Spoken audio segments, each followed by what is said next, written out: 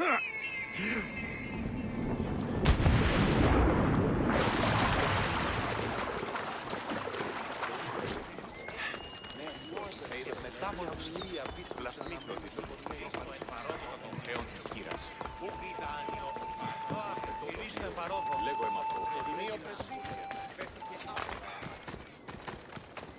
you trying?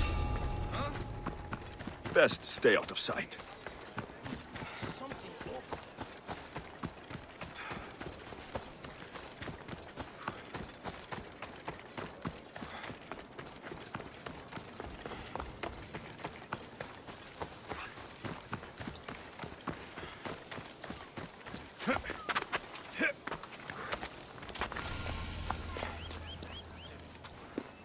You are the Eagle Bearer. Wonderful. Magistrate Xanthi has spoken highly of you. Very kind of her. So here's the thing. My children have promising futures, but they refuse to learn and study. They think they know better, but they can't recite a poem to save their lives. Where do I fit into this? They've heard of the Eagle Bearer and worship the ground you walk on. If you related an epic story to them, I'd bet they retain it and impress their tutors. It's an odd request, but I've been asked to do stranger things. I'll do it. My children are waiting inside the temple of the Dionysus Kolonatas for today's epic story. The subject is Perseus, which they should know well, but seem to forget all when questioned. I know the story well, of course, but my preferred version may not be what your children expect. Do not fear. If you need a reminder, there are many relics related to Perseus in the hall adjacent to the temple of the Dionysus Kolonatas. Good to know.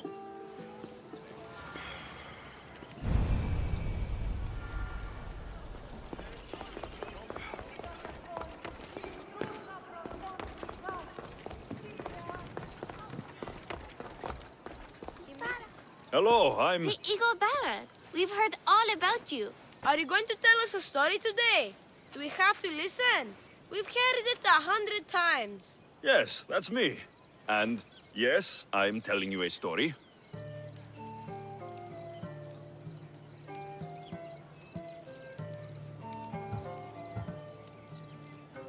Let us sing with the voice of the gods about the exploits of brave Perseus and the noble Pegasus.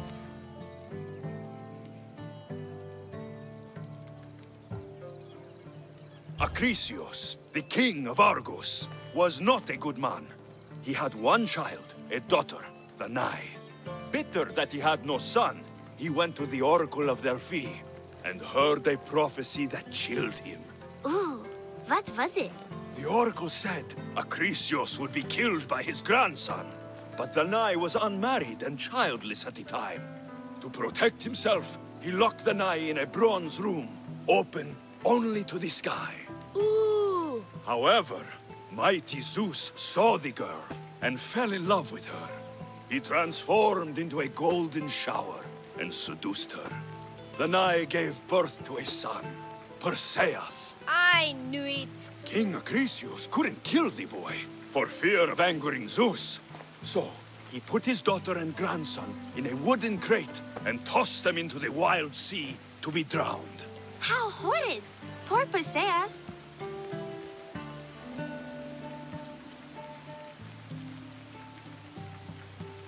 Perseus and his mother Danae were rescued on the island of Seriphos, and Perseus grew up under the care of a kindly fisherman, Victis. Lucky them.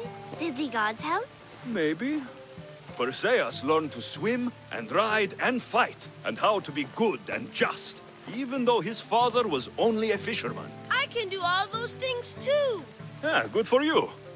Except swim. Or be just. Hush. Now, Victis' brother was ruler of the island, but he was not a good man. He's scum.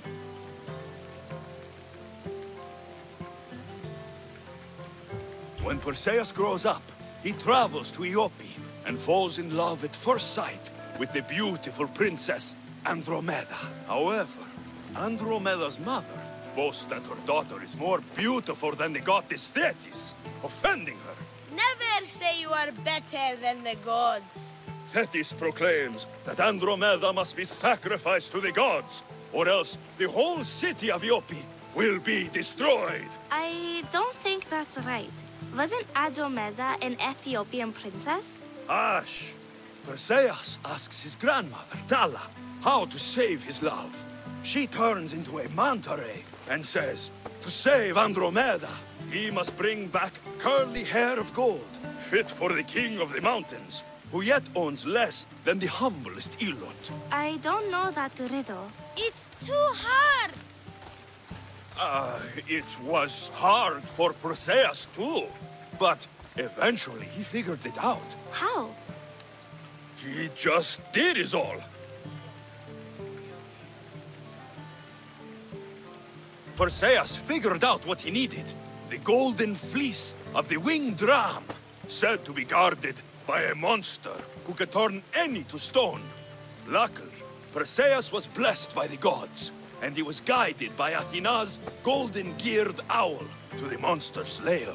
Athena's golden owl? That's dumb. Sounds cute.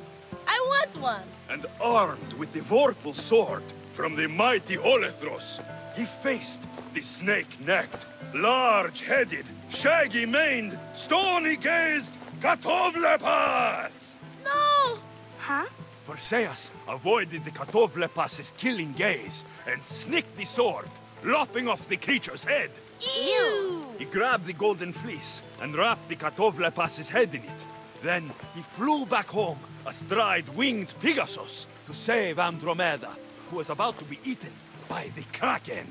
He used the deadly head to turn the Kraken to stone. Wait, the what? What's a kraken? Like a giant squid? Don't you mean the sea monster Ketos? Pretty sure Homer said, release the Kraken, not release the Ketos. You just made that up.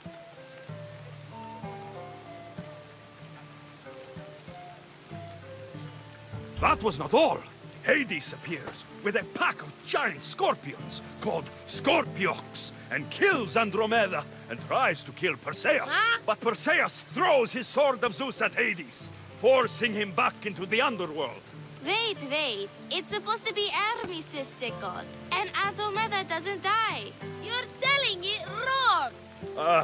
In the end, Perseus wins. Zeus offers to make him a god, but Perseus refuses. So instead, Zeus brings Andromeda back to life, because she was only mostly dead. Wow, that was so wrong and so boring.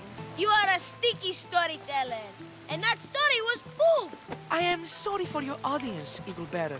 Though from what I heard, it did sound like you deviated somewhat from the traditional tale. Apologies.